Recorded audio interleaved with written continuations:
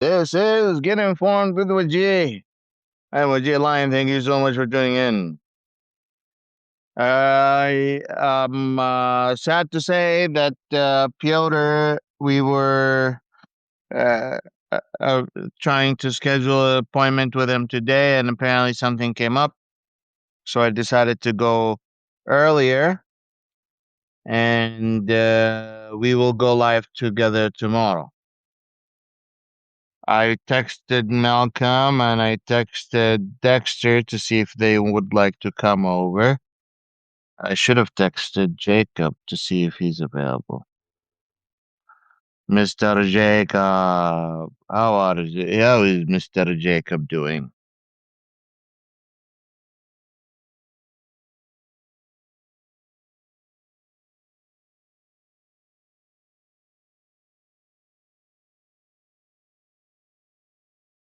And I have also good news to share with you that next weekend,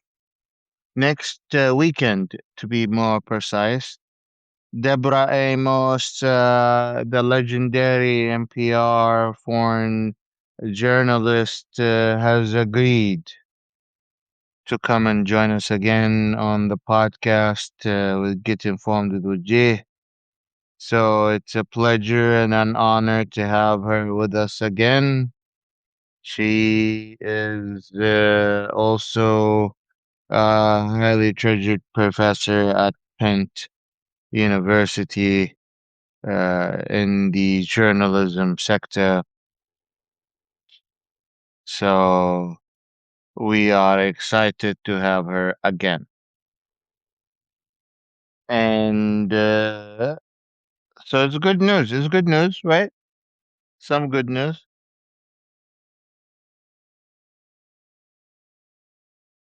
I try to have good questions. The questions come like partly from trying to put things into perspectives for you guys. And the other part is to because I know a lot of the nuances, I want those also to be presented. And a lot of times I am learning with you guys when we have Deborah, Jacob, well, hopefully Jacob.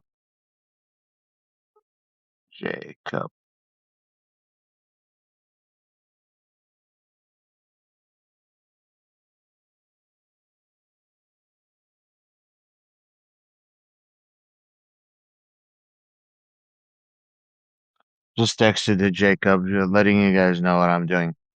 In the meantime, we can vamp a little bit. I have been getting ready mentally for the school year, getting ready to get my equipment. Uh, just had my doctor appointment earlier today regarding my right thigh. I told you guys I had a nerve block for my right thigh recently because while I was recovering from my left shoulder's surgery, there apparently some nerves got pinched in my hip. That now my thigh feel like it's on fire all the time. So I had a nerve block and like it did not work. So now we have to do an MRI to see what is going on to check in uh, further. We'll see how that goes. So that's why I was gone right after the podcast to get that interview done.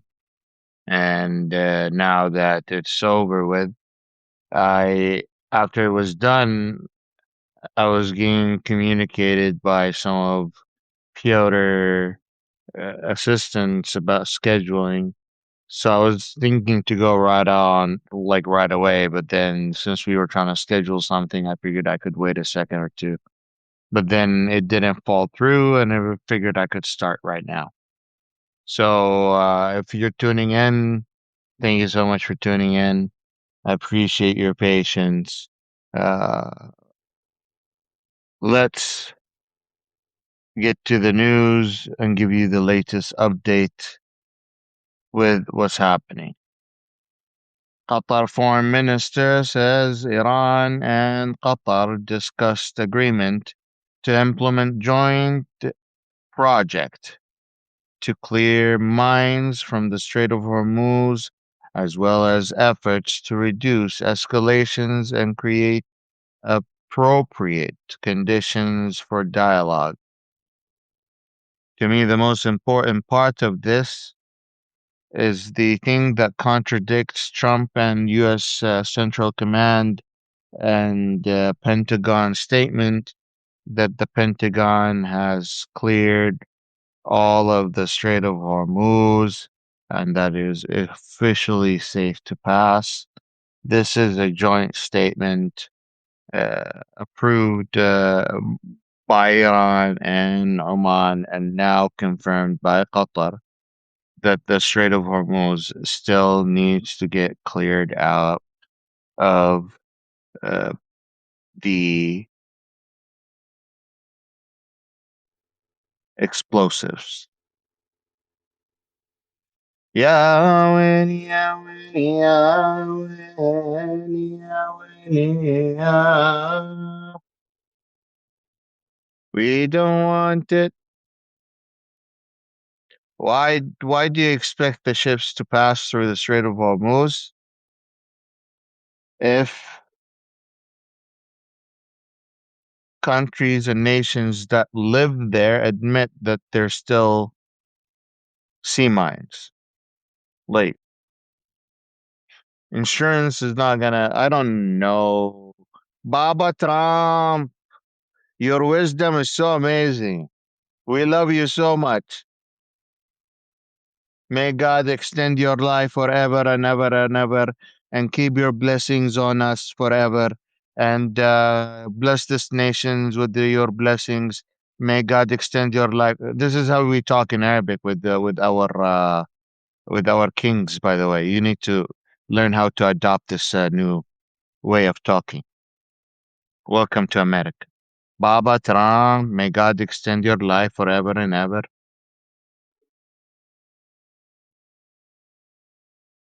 I don't know what else to tell you.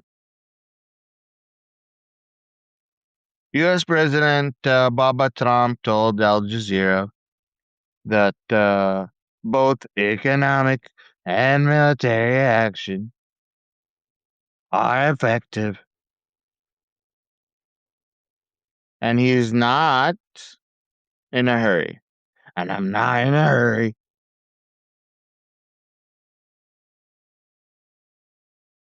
when it comes to negotiating with the Iranians. They're horrible, horrible people.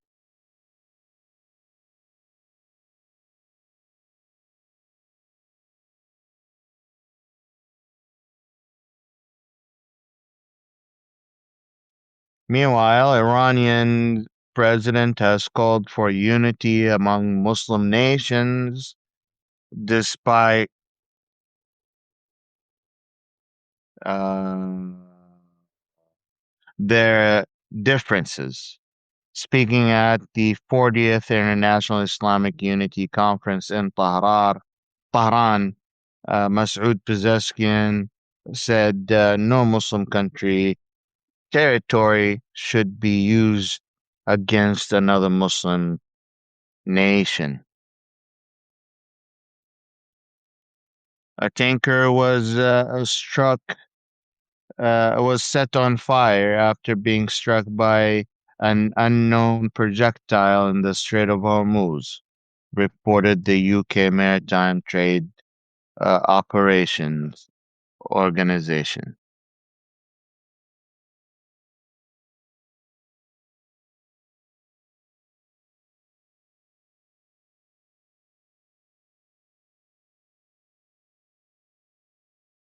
UN envoy concerned about open-ended Israeli military presence in Syria.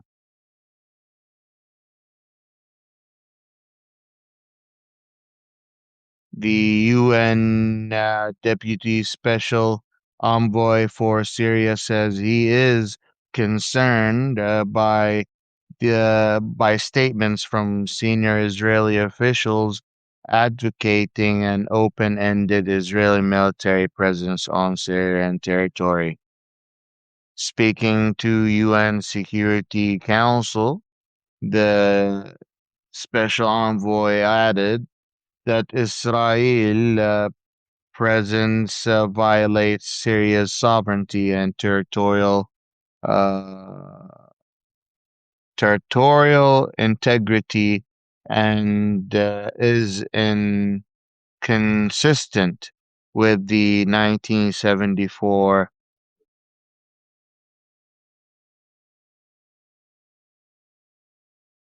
disengagement of force agreement. He also noted that Israeli forces have continued military activities in southern Syria, including conducting ground insurgency, house searches, and destruction of private and generational property, particularly in the uh,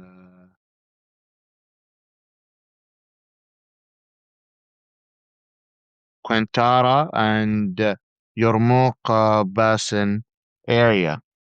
I have to think of how to enunciate it in Arabic because I don't like the way they announce it actually enunciate in English.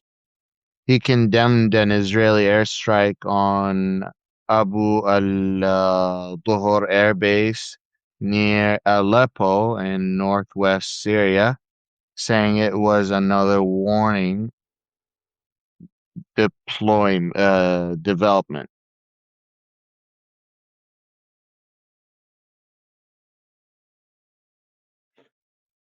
So this tells us a lot of things, you know. First of all, that Israel is not slowing down its expansion. Turkey and Israel conflict is imminent. Now, how political it is, I'm not sure. How military would be, I'm also not sure. But it doesn't sound good. Not for the Israeli uh, uh, government, nor for the Syrian people, nor for uh, Syrian people, nor for the Turkish government. But I don't see why Turkey would back down, especially that Turkey has been involved in Syria for a very long time. They have shared political connections. They have security alliances, and Syria actually wants them there. So, like, but what's up?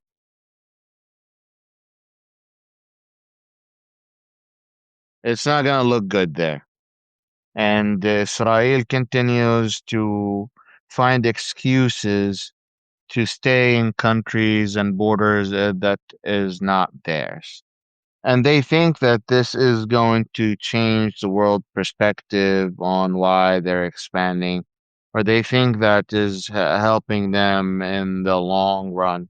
But I certainly do not see that people are joining the Israeli cause with these type of actions, if I'm being honest,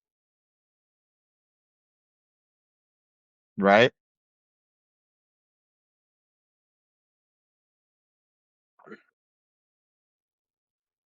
Like, help me help you, but you're not helping me help you.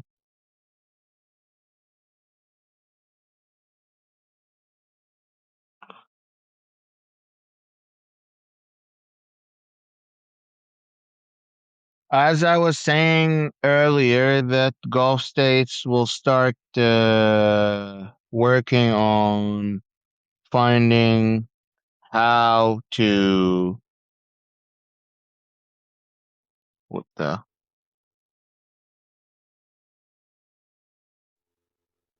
this is frustrating. So again, Substack failed to upload my video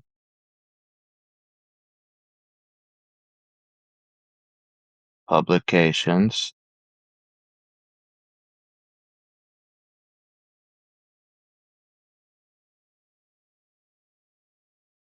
And then go to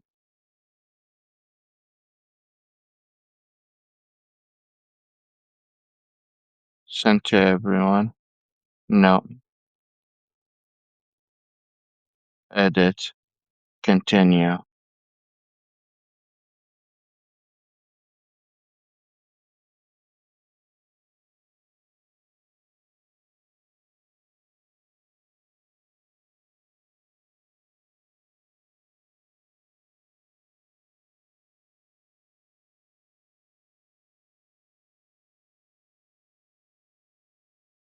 Yeah, whatever. I'll figure it out later. But this is getting to start screwing with my work because as they continue to do this, uh, it is not helping us, but or helping me, not in particular.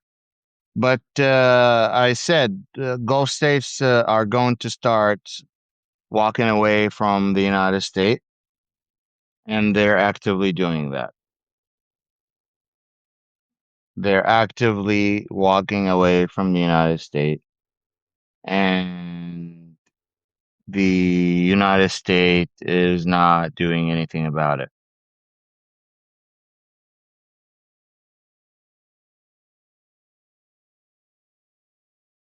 What do you mean, Wajeeh? The United States is not doing anything about it?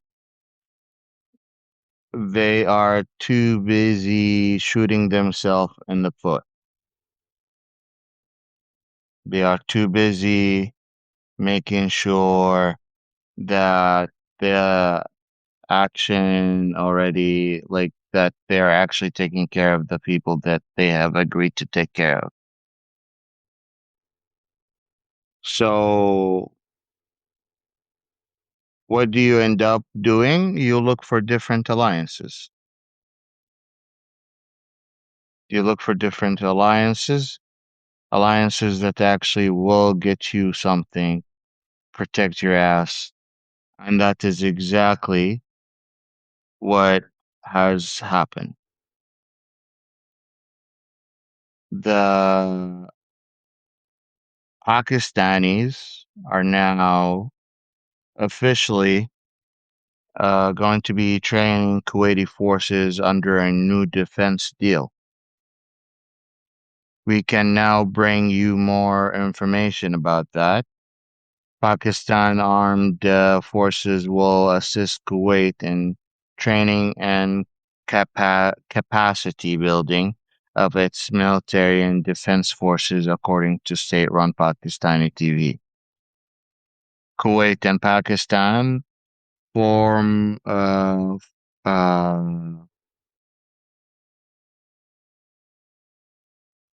formed a defense and military cooperation agreement during the visit of the Kuwaiti defense minister to Pakistan. Pakistani TV said Pakistan will help Kuwait with border management and other mutual agreed areas of defense cooperation under the agreement. I want to remind you that the United States wants us to help the um, the Kuwaiti people so much that the Kuwaitis literally named streets after George Bush,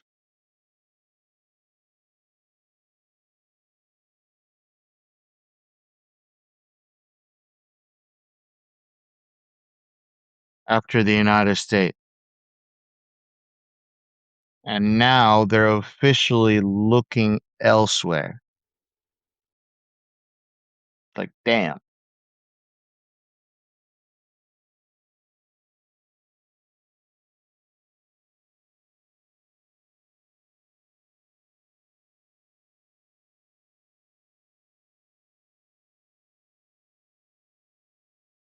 this is not looking good. And this is just the news that came out recently because of these type of things.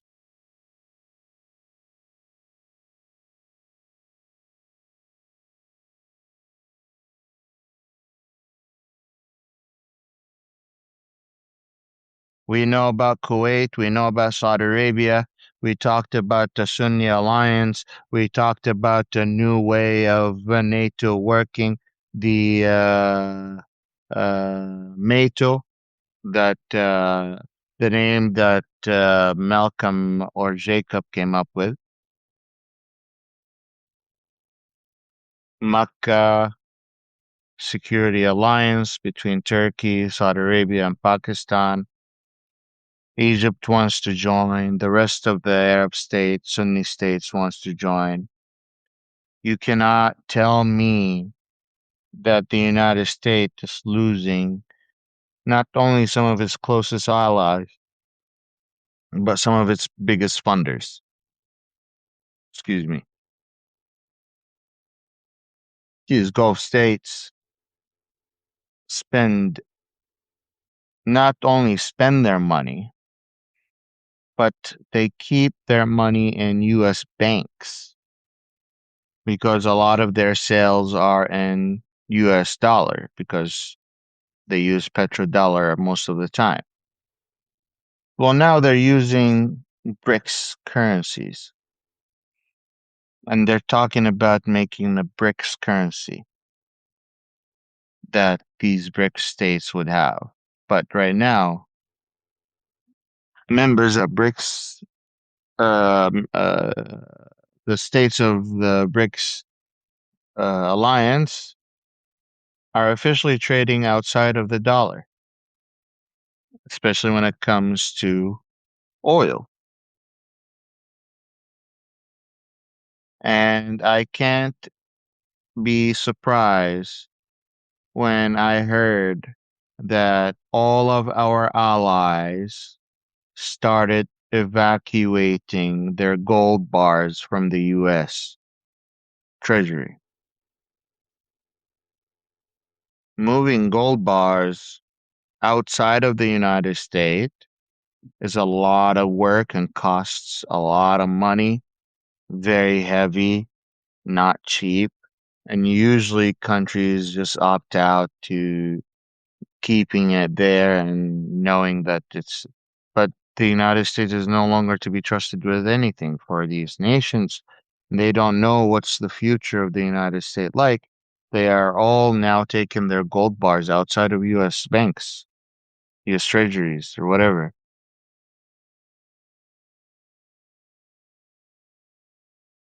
They are so heavy that usually they deal with it with numbers on computers and move gold bars from one shelf to another shelf when like gold is being bought and sold by nations. And now like okay, that's all of these gold bars that this nation owns because it's so heavy. They just move it from one shelf to another. But now these countries want their gold actually back.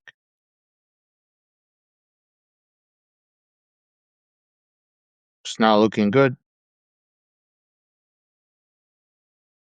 It's another thing that they're saying that we don't trust the political system and we don't trust your economic future. That's also not good. That means people will stop putting value on your dollar.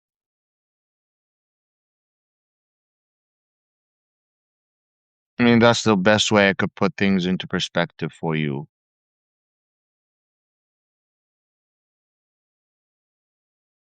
And you're deporting what, like 50,000 immigrants a month on average? Many of them legal. But the problem with that, if you don't want to look at the morality, is that these are the core workforce that do what no one wants to do. And they are feeding our economy. And they do pay taxes.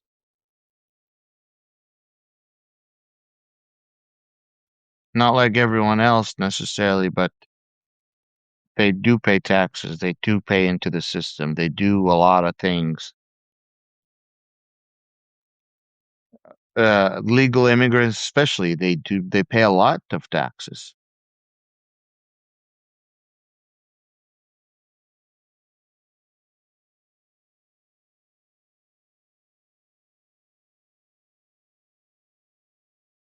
They invest in the US. They become business owners. They create jobs. They add into the job market. They make their own mom and pop. You think your city will continue to grow as you shrink your population?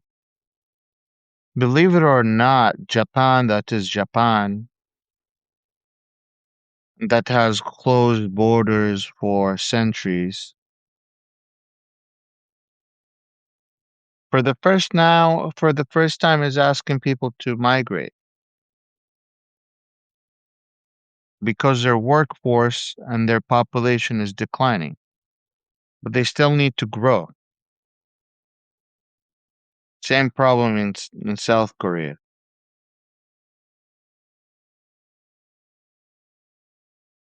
Germany, who needed cheap labor in the beginning of the uh, war in Syria, and they took a lot of refugees in.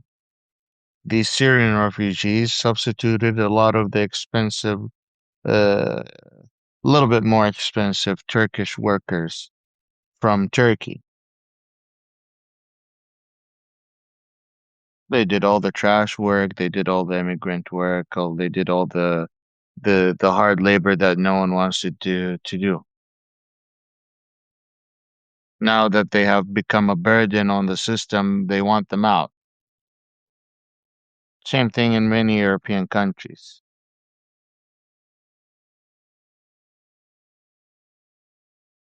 You need to work on your system a little bit. But it's all right, I guess, huh?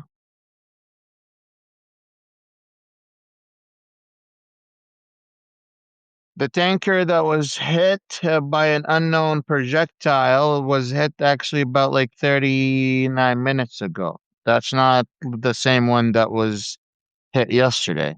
This is a new tanker that was hit.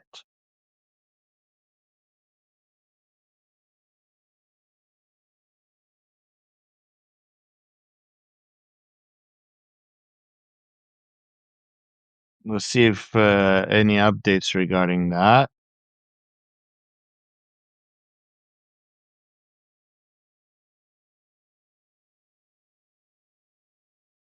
Yeah, I don't see exactly what or who hit it yet, but we could assume the general suspects.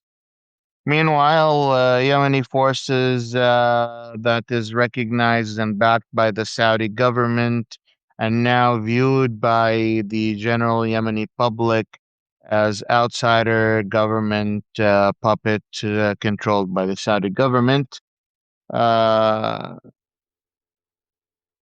say that fighter killed on Ta'iz and on the front line against Al-Houthi. Al-Houthi is the Shi'i religious ethnic group that is also backed by Iran.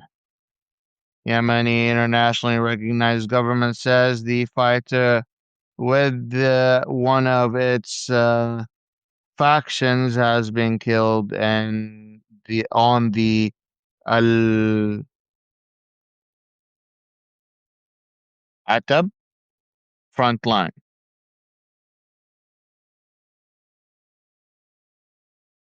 in the western countryside of Taiz, according to Yemen's army media center.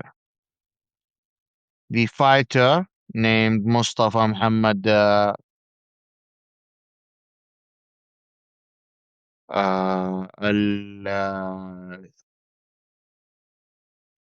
Shamali, was killed on the Thursday uh,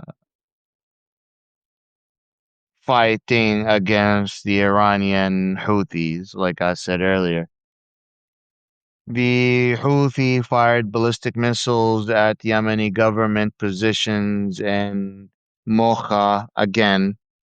Uh, we didn't get to talk about that today, but the attacks continue to happen.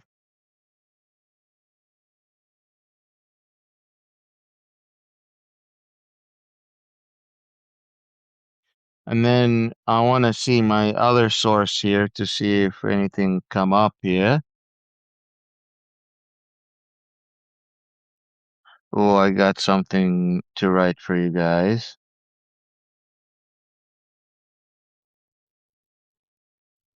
The Iranian parliament speaker Baghdad says during his meeting with Qatari Prime Minister and Foreign Minister Sheikh Mohammed bin Abdurrahman Al Thani that the administration of the United States, that the administration of U.S. President Donald Trump is making wrong decisions based on incorrect information, according to Washington, of failing to fulfill its obligations implementing the Islamabad Memorandum of Understanding.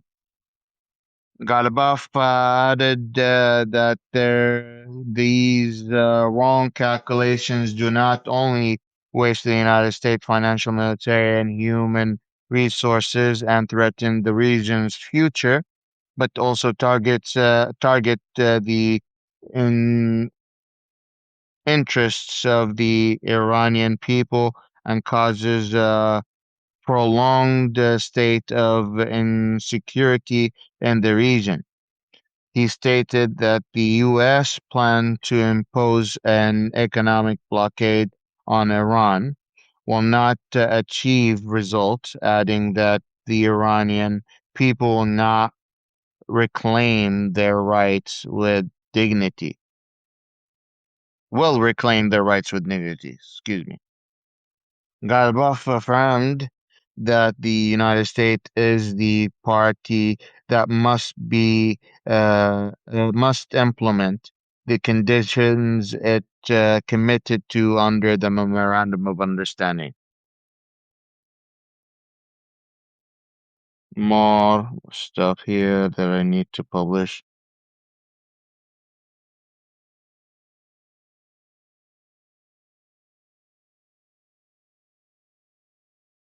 I already got to this one.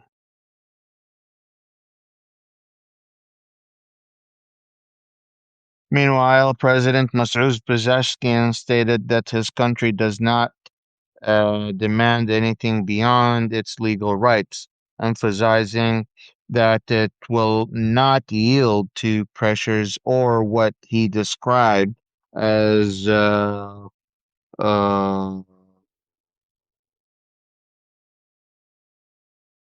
what course coercive dictates during a meeting with the Qatari Prime Minister and the President Pezeshkian added that Iran and Qatar can overcome the painful events and resume cooperation between them. stressing that necessity of recognizing all legal rights of Iranian people. Basically, accept the fact that you will have to pay us, accept the fact that the Strait of Hormuz is ours, and understand that this war will continue as long as the United States will have its blockade against us. And as long as, oh, additionally, don't forget, as long as Israel continues their attack on their own proxies or own allies in the region, like Hezbollah or Hamas or Al Houthi. So they want certain things, and they're not going to back up from it. Israel needs to back off. The United States needs to back off. And then we, I'm sure we can be friends still, huh? But in the meantime, we are friends. But until then, don't forget about, you know, things being normal. So talk to your friends, to talk to my friends, to talk to me.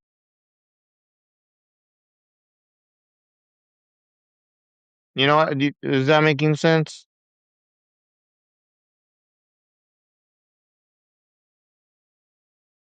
Let's see what kind of questions you guys have for me today. Acupuncture. I hope I have acupuncture. I should be getting acupuncture. I keep praying for pray harder. Your prayer have not been met yet.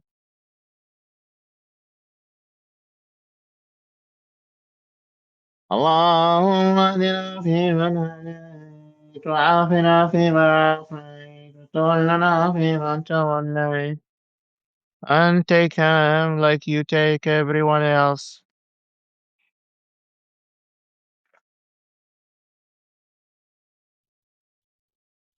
Can we help in some way with Substack or the blasted YouTube? I mean, YouTube definitely needs some support because I keep getting reported about everything. I just reached out to Substack support again. Apparently, their engineers are looking into the problem. Uh, but yeah, I appreciate you. Why do we expect self-serving people to serve the American people?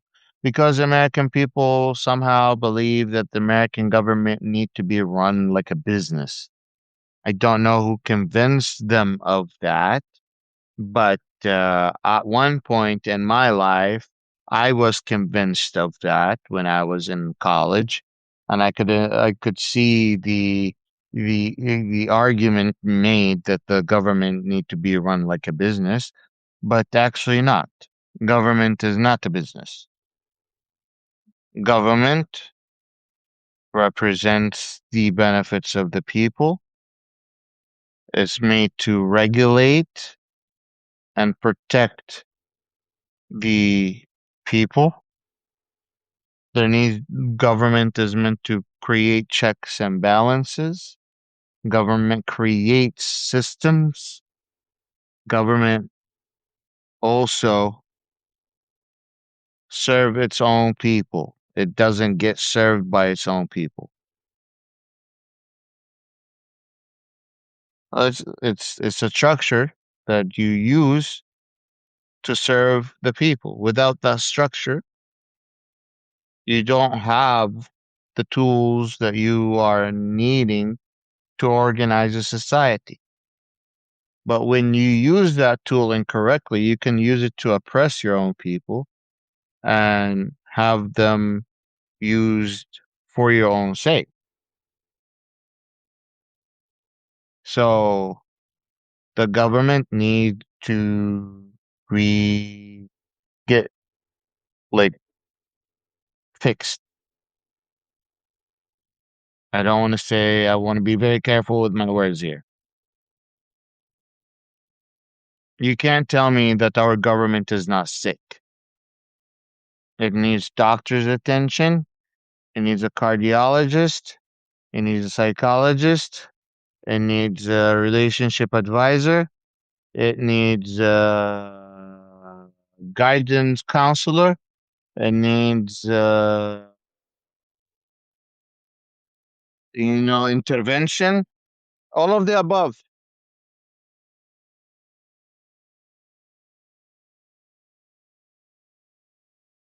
And when you admit that type of issue, it is not because you don't like a country. No, it's because you care about it and you want to improve it.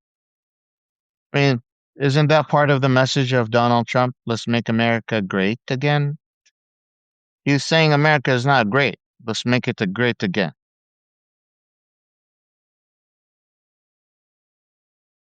So we're just saying that currently it's not doing so great.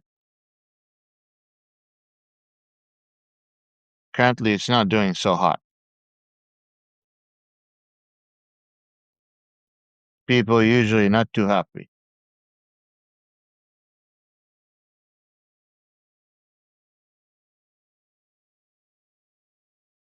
Mr. Rahab is looking carefully at potential regime change in Jordan. I I could see regime change in Jordan not anytime soon, honestly.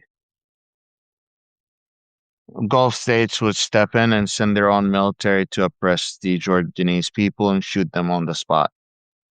And if the Jordanese military did something, the Gulf states, all the current monarchies, have created their own alliances to prevent monarchies from falling, specifically monarchies, not dictatorships, monarchies in particular.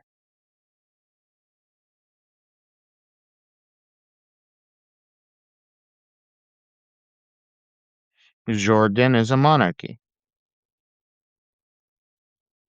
extends for centuries.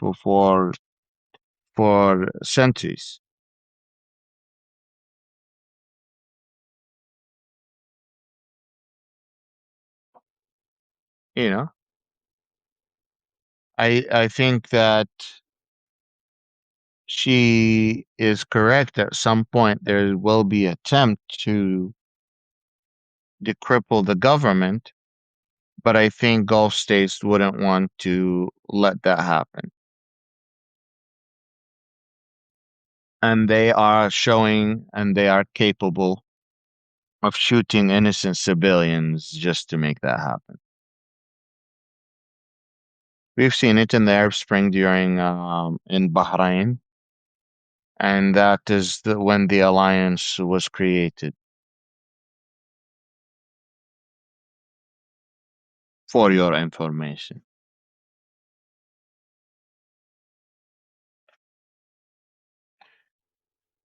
Jordan is a Hashemite. Yes,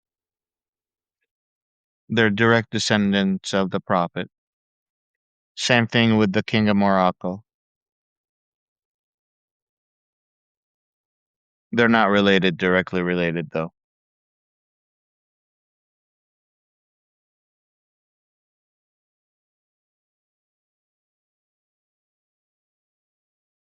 Who said we're not worthy? You are worthy of having a good country. You are worthy of having a democracy. You are worthy of having a country that takes care of you. You are worthy of having your voices heard. That is exactly what people in power wants you to believe. You are not worthy. But you only get to keep it if you fight for it. Mediation gaining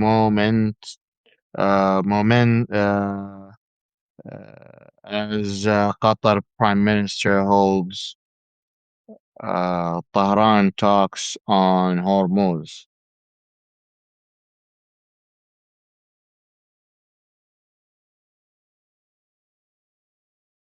So this analysis says, as we've been reporting, Qatar Prime Minister held talks with the Iranian officials today discussing de escalation and the potential reporting of the Strait of Hormuz as part of a wider push by regional mediators to bring Washington and Tehran back to the negotiating table. Hussein Ibrahim, a political analyst from Tehran, told Al Jazeera that mediators are trying their best again to put the U.S. and Iran back on the negotiation table and open the door for diplomacy. He said Qatar's visit follow earlier delegations from Pakistan and Oman, adding that this week joint statement between Oman and Iran can be considered an opening door to future negotiations and managing management of the Strait of Hormuz. Ibrahim Ibrahimi said new U.S. sanctions will add more challenges on the ground and push more pressure on Iranian public. He added that even if talks proceed a new agreement, Iran has said clearly that this doesn't mean that the strait will fully open. Ibrahimi noted that Tehran holds significant leverage over the waterway. We know that it is likely to invoke in future negotiations while working to control the situation in order to bring the United States back to an MOU.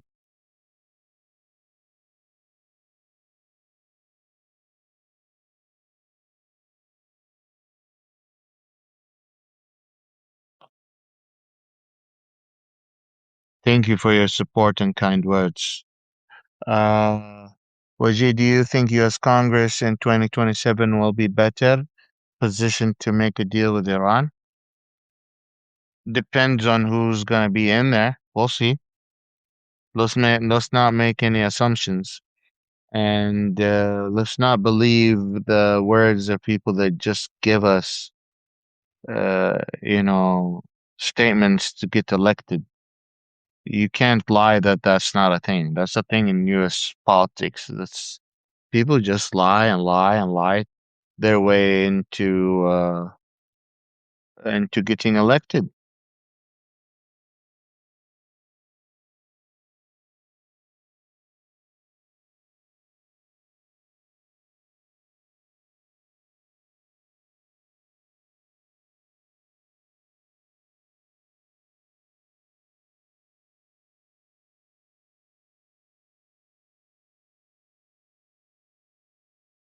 Um, Once they open it again, they will share the revenue of the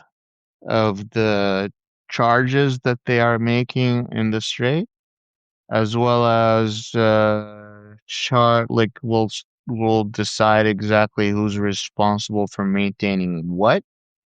They already agreed on creating a team to clear the Strait of Hormuz out of mines, and then they will create an in traffic and out traffic waterway to help manage the water even more. Uh, but that will generate at least $80 billion worth of revenue for each country each year.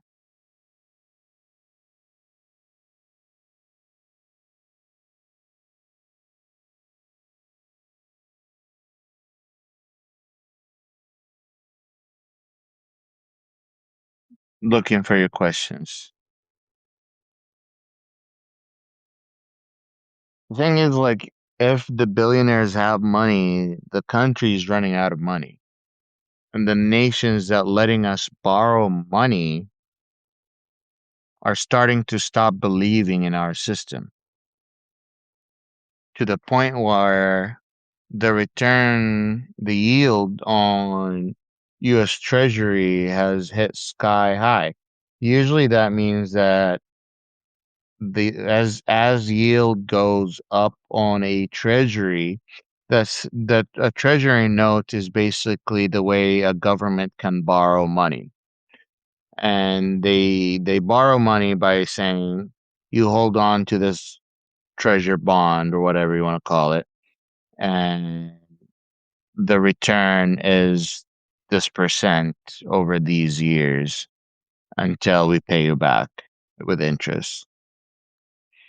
Now, as the yield go higher and higher and higher, that means that people believe that you are starting not being able to pay them back, meaning the risk is higher now. With higher risk comes higher return. So these countries or not just countries, just the market is starting to give a very high yield on US Treasury bonds, meaning that the US is starting to lose its currency value and doesn't have enough money to pay its own uh, interest. By the way, the interest alone from all of the US debt is more than a $1 trillion a year. United States has exceeded $40 trillion in debt. What kind of thoughts do you have regarding the projects of 2030 and NEOM? They are mostly coming to an end. The Saudi government doesn't have any fund. Like the Saudi government was using its maximum funding to run the operation they have for NEOM, and they were even borrowing money to pay for some of the projects. And it was said that it would take the Saudi GDP 30 times to pay uh, all of the costs for the NEOM projects. So if you think about it, yeah, nothing is, everything is coming to a halt. But the funny thing is that halting the project of NEOM alone costs billions of dollars. Like returning the equipment and returning the employees and evacuations and all of the other things will cost Saudi Arabia maybe $20 billion. Like some estimates. No, I need to go back. Don't quote me on the $20 billion. It was in the billions, but I forgot how many billion. But it's not cheap. It's not going to be cheap to start shutting down these projects. Now, the Saudi government says that, oh, NEOM is still operational. We're just taking a pause. We're re-strategizing. What about the poor displaced during the development? The If you're talking about the ethnic tribes that have lived there, the indigenous ethnic tribes that have lived there for centuries, uh, being kicked out now, and some of them were shot, killed to kick them out so they can build their project, Neom and other tourism spots for the West to come. But tourists are not even encouraged to go to the Middle East now, especially that the war is happening. No one wants to get stuck there. So, or wants to see an attack happens, or wants to see ballistic missiles flying over their head, and on and on and on and on. So you end up with the reality that people are just not ready to go vacation there anymore. The whole point of saying Saudi Arabia, come to vacation in Saudi Arabia, is Saudi Arabia is safe. come invest your economy in UAE. Come invest your new business in the UAE because the UAE is safe. Nothing's safer than the UAE. Well, like to an extent, yes, UAE is safe until you have weapons falling, like missiles falling on your head.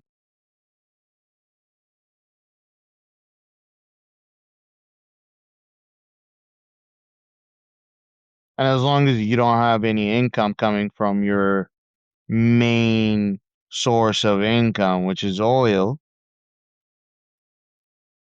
then how are you going to pay for your own? So, Saudi Arabia is already in like couple billion, like maybe. Where's the current deficit of the Saudi economy because of the U.S. war with Iran?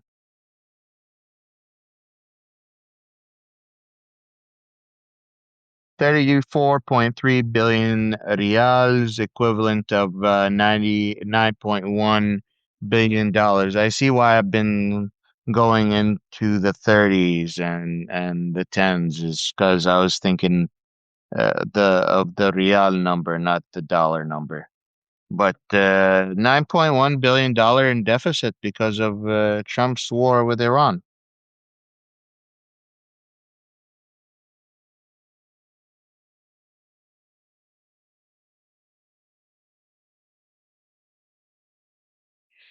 Not that I have any sympathy for MBS, but this standing in the country seem like it must be shaky now. It is very shaky. But you shouldn't feel bad for MBS as much as you should feel bad for the future of the U.S. economy. U.S. was hoping that they could transfer a lot of the data centers to Saudi Arabia, so they could use Saudi Arabia and build data centers in the middle of the desert and have those data centers powered by very cheap energy that is diversified with oil and renewable energy, but mostly will be cheap oil, right? And U.S. businesses were hoping to take advantage of that.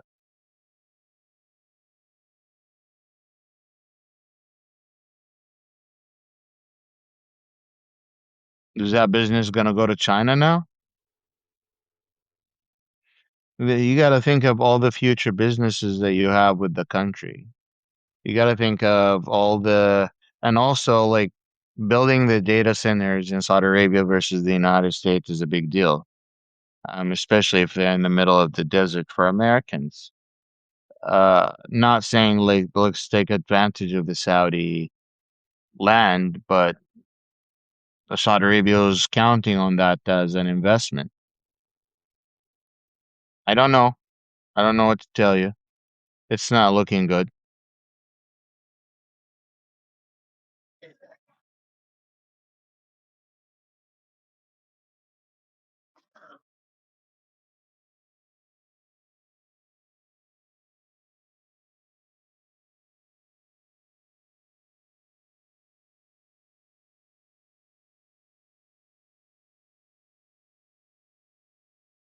I was just seeing if there's any latest news, but it seems like I have. I would like to see if you guys have any more questions for me before we come to the end of the podcast,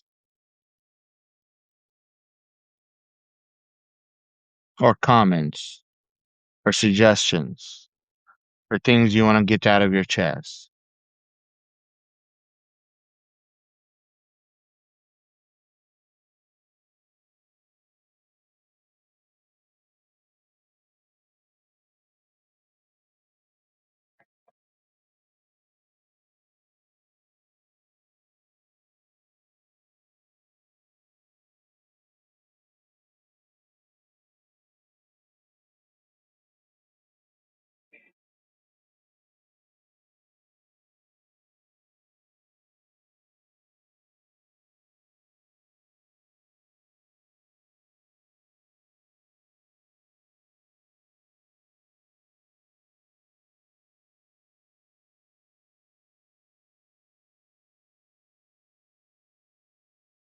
Suggestion trying the most.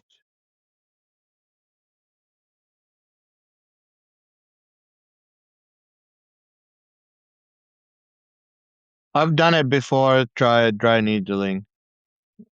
It helped a little bit, but it doesn't help right away. You have to do several sessions. What is going on with the nuclear corporation agreement with Saudi Arabia? It has gone to so the agreement that was officially signed said nothing about the Abrahamic Accord. But then several days later, Trump woke up and said, "Oh, I want to add the Abrahamic Accord." But that was never signed on. In the meantime, it has moved to Congress to get approved, and we are waiting on Congress to give whether they give the green light or not on that. I hope they add more sensible demands than uh, like having Israel. They need to have the fact where they need nuclear. What do you mean? Hold on, let me think about how to say that. We need to talk about the nuclear proliferation agreement and how Saudi Arabia needs to reaffirm that. We need to talk about the re-enrichment and how much they can re-enrich. We need to talk about another global treaties related to nuclear energy. And none of these things have been brought up in the treaty between the Trump administration and uh, the Trump administration and the Saudis.